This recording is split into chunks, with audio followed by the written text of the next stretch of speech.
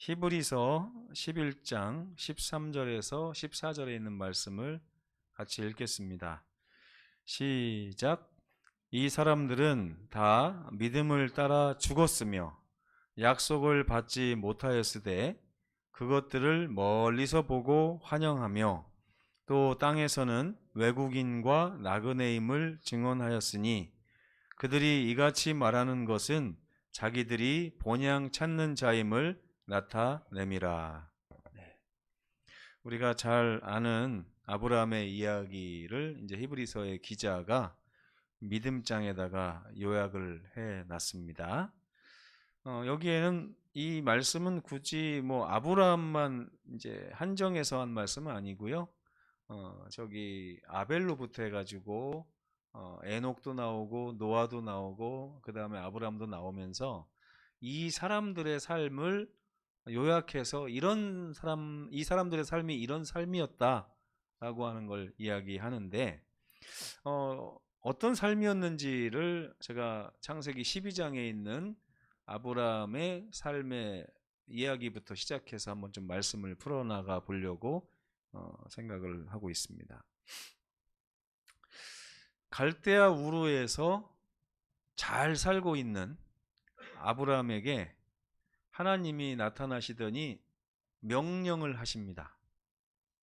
다르게 말하면요, 이 광주의 송정에서 잘 살고 있는 여러분에게 하나님이 나타나셔서 오늘 명령을 하십니다. 무슨 명령을 하는지 한번 읽어보겠습니다. 파란 글씨 시작.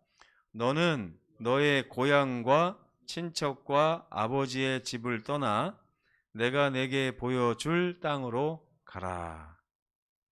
하나님께서는 이 명령을 내리시면서 그 목적도 분명히 밝혀주셨습니다. 내가 너로 큰 민족을 이루고 내게 복을 주어서 내 이름을 창대하게 하리니 너는 복이 될지라. 제가 이 말씀을 읽으면서 이런 생각을 해봤어요. 아브라함은 창세기 12장 2절에 이 하나님의 음성을 듣고서 우와 하고 기뻐했을까 아니면 어떨까? 예를 들어서 여러분 정정순 우리 어르신에게 하나님이 오늘 딱 나타나시더니 너는 지금 당장 이 송정을 떠나고 광주를 떠나서 미국으로 가라. 그러면 내가 현금 250억과 앞으로 건강하게 살 수 있는 시간 250년을 줄 테니 가라. 그러면 가시겠어요? 안 가시겠어요? 고민이 되세요? 이 정도 가지고? 아이고, 집사님 이 마음에 가지고 계신 게 많은 모양입니다. 우리 김희진 집사님은 가라고 하면 가시겠어요? 안 가시겠어요? 가요? 좀 생각 안 해보시는 것 같은데? 여기 뭘 떠나라고 했냐면 고향을 떠나서는 가라고 그랬어요. 그죠? 근데 또 누굴 떠나라고 했냐면 친척도 떠나라고 했어요. 친척. 그러면 우리 저기 김석 형제님하고 이제 떠나야 돼요. 떠나야 됩니다. 그리고 아버지의 집을 떠나라고 했어요. 근데 참 다행인 것은 김남효 장로님을 떠나라는 얘기는 없습니다. 네, 다행이죠. 네. 그 정도로 저에게 다가오는 말씀을 주셨다면 나도 아브라함처럼 떠났겠다라는 생각을 할 텐데 하나님이 아브라함에게 이제 내미시는 이 미끼가 잘 이해가 안 됐어요. 제가 저에게 네 자손으로 하여금 큰 민족을 이루게 하겠다 그러면 제가 뭐라고 할 것 같아요?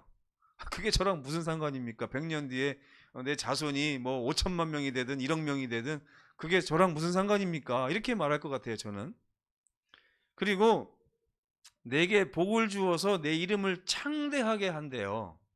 그러면 좀 유명해지게 하겠다는 말씀은 요거는 좀 약간 솔깃하더라고요. 예전 같으면 제가 유명해지는 거에 대해서 별 관심이 없었어요. 근데 요즘에는 이 인플루언서라고 하죠. 유명해진 사람들. 유명해지고 나면 어마어마한 돈이 따르더라고요. 지금 유튜브에서 전 세계 구독자 1위를 하는 사람이 구독자가 1억 8천만 명 정도 된답니다. 1억 8천만 명. 두 명인데 이 두 명이 돈을 얼마나 버는지 모르겠어요. 근데 어느 정도를 버냐면 유튜브 영상을 촬영하기 위해서 하나의 어떤 프로그램을 만들어서 촬영을 해요. 예를 들면 오징어 게임 아시죠, 여러분? 그 오징어 게임이 어마어마하게 유행을 했잖아요. 그거를 실제로 이 사람들이 기획해가지고 다시 사람들을 모아가지고요. 458명을 모아가지고 진짜로 그에 상응하는 상금을 걸고 비슷한 게임을 하는 거예요. 그 영상 하나 찍기 위해서 수십억을 쓰는 정도로 이 사람들이 돈을 많이 벌더라. 그러니까 1억 8천만 명이나 되는 구독자 유명해지는 것 자체가 그 정도로 어마어마한 돈을 갖다 주는 것 같더라고요. 그래서 내게 복을 주어 내 이름을 창대하게 한다. 요거는 좀 관심이 갔는데 어느 정도 창대하게 될지 그걸 모르기 때문에 이것도 내가 다 버리고 떠날 수 있을까? 이제 이런 생각을 하는데 좀 약간 고민이 되는 말씀이었습니다. 근데 사실은 이걸 잘 정리해 보면 이런 거예요. 하나님께서 오늘 딱 오셔서 저와 여러분에게 내가 앞으로 너의 삶에 이러한 일을 할 텐데 너는 떠나겠느냐 안 떠나겠느냐 이렇게 물어보시는 것입니다. 근데 하나님께서 제가 이 말씀을 듣고 약간 모호하게 생각했던 것처럼 아브라함에게도 모호하게 이야기하셨어요. 어떻게 해주겠다고 아브라함이 이해할 만한 구체적인 안을 제시한 게 아니라 앞으로 이렇게 할 거다. 내가 너에게 복이 되면 될지 해를 입힐 정도로 그런 일은 하지 않을 테니 나는 너를 복으로 이끌 것이고 그 다음에 너의 자손들에게도 큰 민족을 이루게 한다는 얘기는 네가 떠나기만 하면 네 자손들도 계속 복을 받게 될 것이라는 말이에요. 그렇죠? 내 후손들도. 그 다음에 내 이름이 유명해진다는 얘기는 뭐예요? 나를 하나님께서 높이시면 높이셨지 결코 낮추시지 않겠다고 하는 약속인 것입니다. 단지 그렇게만 약속하신 거예요. 구체적으로 돈을 얼마 벌게 해주겠다. 자손을 몇 명 낳게 하겠다. 집을 몇 평으로 이사하게 하겠다. 어느 대학에 들어가게 하겠다. 뭐 국회의원이 되게 해주겠다. 이런 말씀을 하신 것이 아니라 단지 무슨 말씀만요? 첫째, 나를 따르면 내가 한 말을 지키면 너의 자손들 번창하게 될 거야. 내가 한 말을 따르면 너에게 복이 되면 됐지 결코 해가 되지 않을 거야. 그리고 심지어 너는 복이 될 것인데 이게 무슨 말이에요? 너를 통해서 다른 사람도 많은 복을 받게 될 거야. 그러니 너는 떠나겠느냐 안 떠나겠느냐 이렇게 물어보시는 거예요. 아브라함에게만 그러신 걸까요? 아니면 오늘 살아가는 저와 여러분에게도 이 창세기 12장 1절은 그대로 유효할까요? 어떠세요? 믿습니까, 여러분? 제가 장로교회식으로 한번 해볼까요? 믿습니까? 우리는 이래서 안 하는군요, 목사님들이. 장로교회 영상을 보니까 믿습니까? 그러면 막 교회가 벽돌로 지면 안 되겠더라고요. 이 프레임으로 져가지고 안전하게 해야지 교회가 막 떠나갈 것 같이 아멘 하는데 왜 이렇게 아멘을 크게 하냐고 제가 이제 실습 나가서 옆에 분한테 물어봤어요. 그랬더니 아멘을 크게 해야 저 복이 내 것이 된대요. 네. 그런 믿음을 또 갖고 있더라고요. 제가 그때는 비웃었어요. 야, 믿음의 이 단계가 좀 낮다, 수준이. 이런 생각을 했는데 요즘에 보니까 우리 재림 성도들이 그 정도 수준도 안 되는 것 같아요. 믿습니까, 여러분? 봐요, 안 된다니까 우리는. 네. 여러분 여기서 제가 좀 생각해 볼 게 있어요. 사람들은요, 태어나면 자기가 태어난 땅에서 살다가 죽습니다. 맞습니까? 제가 제주도에서 이렇게 전도지 분급을 하러 막 여기저기 다니는데 거기 함덕 해수욕장이라고 유명한 데가 있어요. 들어보셨죠? 거기에 어떤 해녀 할머니에게 이렇게 전도지를 드렸는데 그분이 굉장히 이거를 반갑게 맞이해 주면서 막 물어보고 막 대화가 시작됐어요. 뭐 이런 분이 다 있지 하고서 얘기를 해보다가 제가 깜짝 놀란 일이 있었는데 그분이 85세 정도 되셨는데 제가 어디서 왔냐고 해서 서귀포에서 왔습니다 그랬더니 자기는 서귀포를 한 번도 가본 적이 없대요. 85년을 함덕에서 살면서 서귀포를 한 번도 가본 적이 없대요. 그래서 제가 성산은 가보셨어요? 그랬더니 성산에 5일장을 한 번인가 두 번 가봤대요. 85년 동안. 그럼 제주시는 가보셨어요? 그랬더니 제주시도 한 번도 못 가봤대요. 그럼 85년 동안 여기에서만 사셨냐고 그랬더니 그분이 성산 두 번 갔다 왔단께. 전라도 말로 하면 깜짝 놀랐어요. 85년 동안 이 반경 10km를 안 벗어나시고 사신 거예요. 사람은요 대동소이합니다. 우리 어머니 아버지를 생각해 봤어요. 평생 우리 어머니는 황해도에서 6.25 때 5살 때 피난 나오신 이후로 평생 충청북도를 떠나시질 않았어요. 금산에 시집와서 살다가 좀 있다가 충북 진천으로 이사 가가지고 거기를 떠나신 적이 없어요. 가끔 인삼 장사하러 이 전라도에 와서 이제 한 달씩 살다 가신 적도 있더라고요. 그렇게 따져보면 반경 300km를 떠난 적이 없는 거예요. 우리 어머니가. 근데 우리 아버지는 어떠냐? 가끔 마을에서 속리산이나 이런 데 여행 갈 때 빼고는 충남 금산하고 충북 진천을 떠나신 적이 없어요. 요번에 이제 좀 뭐가 좀 문제가 있어서 남양주에 가서 한 2년 정도 남의 아파트 임대해 가지고 살다가 내려오신 게 단데 평생을 그렇게 사신 거예요. 우리 정정순 어르신 외국 좀 나가 보셨습니까? 가보셨네. 표정 보니까 가보셨어요. 네. 저 정도면 대단하신 거예요. 대부분의 사람들이 대한민국을 떠나지 않고 평생을 살다가 돌아가시는 거예요. 그러니까 사람들은 자기가 태어난 땅에서 살다가 가요. 이것이 자기가 갖고 태어난 삶이라고 생각하는 거예요. 그래서 이것을 고향이라고 하고, 고향에서 맺어진 인연들 관계를 친척이라고 합니다. 그렇죠? 그리고 나를 낳아주신 부모님을 아버지라고 해요. 그러니까 이 세 가지를 우리가 떠나지 못하고 매여서 사는 것입니다. 매여서 살아요. 평생을요.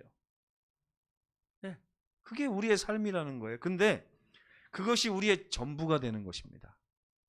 그것이 우리가 부여받은 삶인데, 우리가 지키려고 하는 삶, 우리가 부자 되려고 하는 삶, 더 잘 살려고 하는 거, 더 편해지려고 하는 삶도 다 어디 있는 삶이에요? 우리가 나고 태어난 바로 그 고향과 친척과 아버지 밑에서 경험하는 삶이라는 거예요.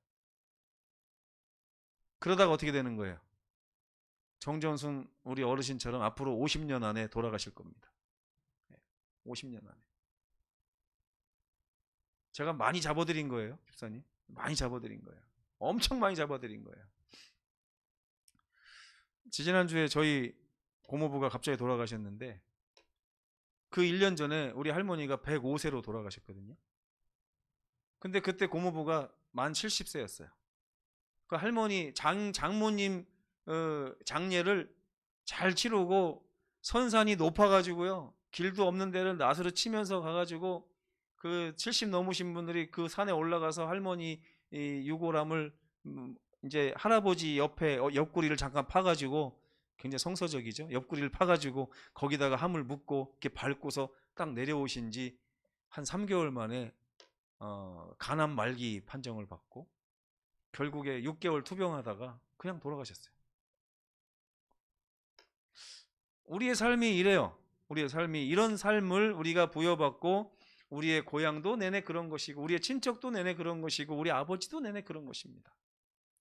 근데 하나님의 명령이 뭐예요? 갑자기 오시더니 뭐라고 그래요? 지금 네가 살고 있는 그 삶에서 떠나지 않겠냐? 이렇게 물어보시는 거예요. 네가 지금까지 부여받고 살아왔던 그 삶에서 내 손을 붙잡고 떠나보지 않겠냐라고 아브라함에게 말씀하셨을 때 아브라함이 어떻게 했다고요? 예스, 떠나겠습니다. 그렇게 응답했다는 것입니다. 근데 하나님께서 어디로 떠나라고 하지 않으시고요. 뭐라고 말씀하셨냐면 내 손을 붙잡고 나와 함께 사는 삶으로 한번 가보지 않겠냐? 이렇게 말씀을 하신 거예요. 저희 집사람이 가끔 노래처럼 하는 말이 뭔지 아세요? 괜히 당신 만나가지고 내가 이 목회를 하게 됐지, 나 원래 의사 만나려고 했었다. 나를 따라다니는 의사가 3명 정도는 있었대요. 그래서 나는 선택하려고 치과 의사 사모가 될까, 뇌과 의사 사모가 될까, 아니면 뭡니까 이비인후과 의사 사모가 될까, 이렇게 선택하고 있었는데 갑자기 자기가 나타나가지고 나를 이렇게 여기로 끌고 와서 내 삶이 이렇게 됐다, 이렇게 얘기를 해요. 처음에는 좋은 줄 알았는데 이게 막상 해보면 어때요? 내 삶만 힘든 게 아니라 성도들의 삶을 다 보면서 살아야 되는 삶이기 때문에 성도들의 삶이 힘들 때마다 그것이 그대로 우리 집사람의 가슴에 이제 맺히는 거예요. 근데 아시다시피 저보다 우리 집사람은 감수성이 굉장히 예민한 사람입니다. 그러니까 제가 받는 데미지보다 저희 집사람이 받는 데미지가 2배, 3배가 크더라고요. 제가 늘 이렇게 말해요. 여보, 성도를 사랑하는 것도 좋은데 그렇게 감정이 이입돼 가지고 힘들어할 필요는 없잖아, 이렇게 얘기하면 감정이 메마른 사람하고 내가 살고 있다고 막 이래요. 근데 저는 이걸 잘 구별하려고 노력을 합니다. 왜냐면 안 되겠더라고요. 그냥 여기에 방치돼 가지고 제 마음을 오픈해 버리면 진짜 예수님 아니면 견디기가 힘들 정도로 감정이 막 이렇게 올라갔다 내려갔다 하는 거예요. 우리 어르신들이 행복하고 안 아프고 살면 저도 편한데 갑자기 여기서 아프다, 저기서 아프다, 여기서 주식하다 말아먹었다, 저기서 주식하다 말아먹었다, 여기서 학교 떨어져 갖고 낙심해 있다, 이게 다 들어와요. 저한테 들어오면 저는 그냥 한 2, 3일 고민하고서 하나님께 기도하고 딱 털어버리는데, 저희 집사람은 1주일 지나도 2주일 지나도 그 성도들의 삶이 해결될 때까지는 계속 이거 신경을 쓰더라고요. 여기서 떠나겠느냐, 이렇게 주님께서 명령하시는 거예요. 이런 삶에서 떠나겠느냐. 저희 집사람이 의사의 삶을 선택할 수도 있었고 목사의 삶을 선택할 수도 있었잖아요. 근데 하나님께서 지금 오셔가지고 더 좋은 삶이 있는데 나와 함께 떠나지 않겠느냐라고 물었을 때 아브라함이 어떤 삶입니까? 라고 물어보는 대신에 하나님의 얼굴을 본 거예요. 하나님의 얼굴을 보니까 어때요? 제가 저희 집사람한테 말했어요. 그 의사랑 평생 살 생각하는 것보다 나랑 평생 살 생각하니까 더 좋아서 여기 온 거 아니냐. 그랬더니 대답을 얼버무리더니 잘 안 합니다. 근데 하나님이 그렇게 하시는 거예요. 네가 지금 함께 살았던 친척들과 아버지들과 그리고 고향의 많은 사람들과 네가 이제껏 누리고 있었던 그 삶으로부터 떠나서 이제는 나와 함께 살고 나와 함께 누리고 나와 함께 걸어가는 그 길로 한번 떠나보지 않겠느냐라고 아브라함에게 말씀하시고 명령하신 거예요. 그러면서 이걸 뭐라고 해요? 이 새로운 삶을 내가 이제부터 너에게 어떤 삶을 보여줄 텐데 그 삶은 복된 삶이야. 그 삶은 아주 너의 후손까지도 복이 되는 삶이야. 그 삶은 안전하고 정말로 행복한 삶인데 한번 떠나보지 않겠느냐라고 말씀하신 것이에요. 여러분, 예수님이 여러분에게 그런 말씀을 오늘 하시면 여러분 어떻게 대답하실 겁니까? 떠난다고 하시겠어요? 한번 생각을 해봐야죠. 그죠? 과연 그럴까? 네. 과연 그럴까? 네. 그 보장된다고 하는 보장이 어디 있냐고요? 말밖에 없어요. 네. 네, 지금 우리 집사님이 아주 좋은 말씀을 하셨는데 아무나 그런 얘기 한다고 다 따라갑니까? 아니잖아요. 그죠? 그런 얘기를 했을 때, 정말 그렇겠다라고 믿어지는 사람이 있어야 따라가는 거예요. 그쵸? 근데 아브라함이 하나님을 딱 보니까 하나님을 따라가면 후회가 있을 것 같아요? 없을 것 같아요? 없을 것 같아요. 그래서 따라가는 겁니다. 이거를 뭐라고 하면 성경에서 믿음이라고 그래요. 아브라함이 하나님을 믿으니 하나님이 그것을 그의 의로 여기셨다.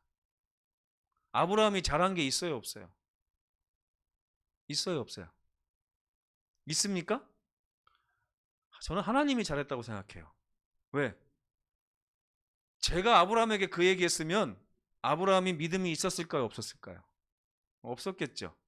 하나님께서 그 말씀을 하시니까 아브라함이 믿은 거예요. 하나님이 잘하신 거예요. 그렇죠? 믿음이란 무엇이겠습니까? 그것은 떠나는 것을 얘기합니다. 저는 목회하면서 참 슬플 때가 있어요. 내가 이거 목회를 계속 해야 되나 말아야 되나, 내가 하는 이 일이 보람이 있나 없나, 이걸 따질 때 뭘 따지냐면 성도들이 이 하나님의 음성을 듣고 지금 떠나고 있나, 이걸 봐요. 근데 세상에서 가장 강력한 초강력 강력 본드가 우리 성도들의 엉덩이에 붙어져 있는 것 같아요. 안 떠나요. 교회를 다니는데도 그 삶을 유심히 제가 관찰해 보면 떠나지 않았어요. 여전히 어딘가에 붙어 있고, 여전히 고향에 붙어 있고, 친척에 붙어 있고, 아버지에 붙어 있고, 가족에 붙어 있고, 거기에 내 삶의 모든 것이 다 달라붙어 있어요. 슬픈 이야기지만 명절 때가 되면 교회가 텅텅 비는 거는 어제 오늘의 일이 아닙니다. 왜 그래요? 고향에 가서 그 고향에 있는 교회를 참석하기 때문에 그렇다고 예전에는 많이 얘기를 했지만요. 그렇다면 지금 송정이 고향인 많은 분들이 여기에 왔어야 돼요. 그렇죠? 근데 송정이 고향인 많은 분들이 지금 송정에 계시지만 교회는 안 옵니다. 이게 우리의 현실인데 왜 그러냐? 우리의 삶이 지금 아직도 고향과 친척과 아버지의 집에 딱 달라붙어서 아직도 떠나지 않았기 때문에 그렇습니다. 떠나지 않았어요. 근데 믿음이라는 것은요, 지금 나에게 부여된 삶을 다 내려놓고 하나님이 나에게 주시기로 한 삶이 더 좋다는 사실과 확신과 이런 마음 가운데서 주님의 손을 붙잡고 떠나는 것을 믿음이라고 그래요. 정말 중요한 것입니다. 그래서 히브리서 11장 8절에는 믿음으로 아브라함은 부르심을 받았을 때에 순종했다 그랬어요. 장래에 유업으로 받을 땅이 있다는 것 정도는 알고 갔다 그랬어요. 그리고 갈 바를 알지 못했긴 했지만 그가 가는 모든 길에서 하나님께서 그를 보호하시고 그에게 복을 주시고 세상에 복이 되게 하시고 그의 자손까지 번창하게 해주실 거라고 하는 확신은 가지고 떠났다는 것을 우리가 알 수 있습니다. 이 두 가지 믿음이 우리 송정 성도들에게도 있게 되기를 간절히 바랍니다. 아브라함은 지금 자기가 부여받은 삶과 하나님이 앞으로 주신 삶을 저울에 달아보았던 것 같아요. 그리고 둘 중에 하나를 내려놓았는데 자기가 그동안 살아왔던 고향과 친척과 아버지의 집을 내려놓고 하나님께서 주시기로 한 그 삶을 차지하기로 결심하고 주님의 손을 붙잡았다는 것입니다. 그렇게 함으로 오늘 아까 부른 찬미처럼 그때부터 아브라함의 삶이 바뀌었다는 거예요. 그때부터 그 삶에는 하나님과 함께하는 엄청난 삶이 시작되었다고 하는 것입니다. 새로운 삶이 시작된 거예요. 아브라함은 어디로 떠났을까요? 어디로? 저는 어렸을 때 이 말씀을 읽으면서 갈대아 우르보다 가나안이라고 하는 땅이 훨씬 더 좋은 땅이구나 생각을 했었어요. 왜요? 아브라함이 갈대아 우르를 떠나서 어디로 갔으니까?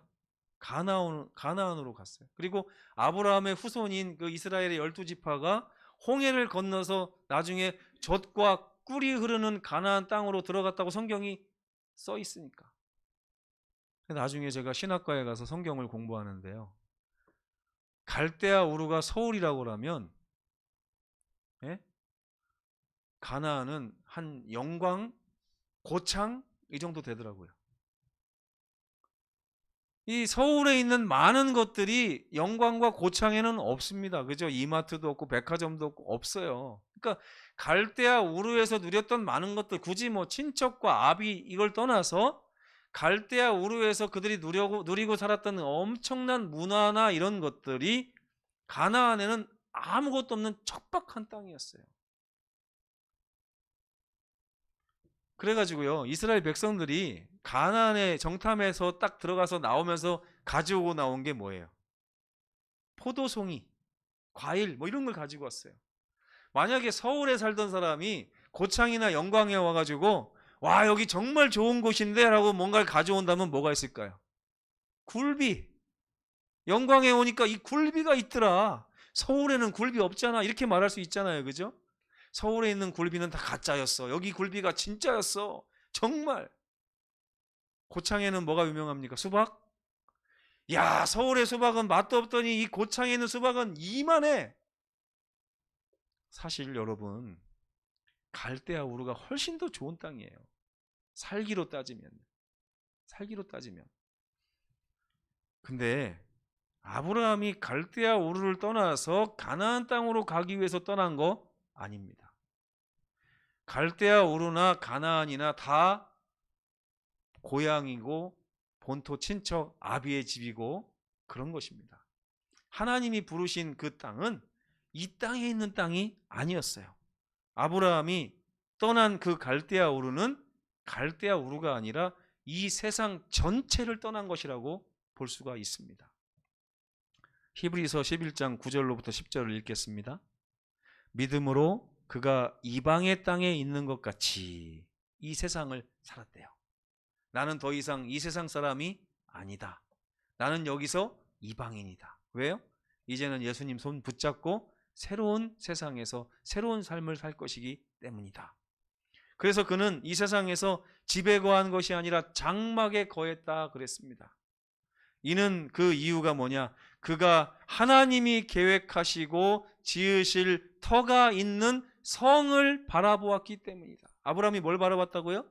가나안의 포도? 아닙니다. 아브라함이 뭘 바라봤다고요? 하나님이 계획하시고 지으실 터가 있는 그 하늘에 있는 유업, 그 성을 바라봤기 때문에 갈대아 우르는 그 당시에 가장 번창하던 도시예요. 그러니까 갈대아 우르를 떠난다는 얘기는 가장 번창한 이 세상조차도 떠난다, 이런 의미가 있는 것입니다. 그는 이 땅 전체를 부정하고 하나님이 새롭게 하실 새 하늘과 새 땅을 바라본 사람이었습니다. 그는 그렇게 하나님을 믿고 신뢰하여 이 땅을 떠났던 거예요. 몸이 떠났을까요? 마음이 떠났을까요? 네? 여러분 가끔 보면요, 교회에서 이런 말씀을 들을 때가 있어요. 나 그 교회에서 마음이 떠났어. 근데 교회는 오시더라고요. 교회는 오시는데 교회 와서 아무것도 안 해요. 찬미하자고 해도 안 하고, 밥 먹자고 해도 안 먹고, 봉사하러 가자고 해도 안 하고, 그러면서 뭐라 그래요? 나는 그 교회에서 마음이 떠났어. 이렇게 말을 합니다. 아브라함이요, 이 세상을 떠났다는 것은 몸이 떠났다는 게 아니에요. 마음이 떠났다는 거예요. 마음이 이 갈대아 우르에서 살았던 본토 친척 아비의 그런 집에 살던 그 삶에서 떠나서 하나님 손 붙잡고 하나님과 함께 가는 이 영원한 삶의 마음이 맺혀져 버렸다는 것이에요. 그것이 바로 아브라함의 믿음이었다는 것입니다. 그래서 그는 새하늘과 새 땅을 바라보고 하나님을 믿고 신뢰하여 이 땅 전체를 떠난 그 부르심의 응답이 창세기 12장에 나와 있는 것이고, 히브리서 11장에 보면 아벨의 삶도 그랬고, 에녹의 삶도 그랬고, 노아의 삶도 그렇고, 아브라함의 삶도 그랬다. 그래서 이 사람들은 이 세상에서 나그네 삶을 살았고 장막에서 살았고 저 하늘을 바라본 삶을 살았던 것이다 라고 이야기를 하고 있는 것입니다. 결국에 아브라함이 선택한 삶은 믿음으로 이 세상에서 믿음을 따라 죽는 삶을 선택했다는 거예요. 나는 더 이상 이 세상에서 마음이 없어. 마음이 떠났어. 이제는 하나님의 세상에서 살 거야.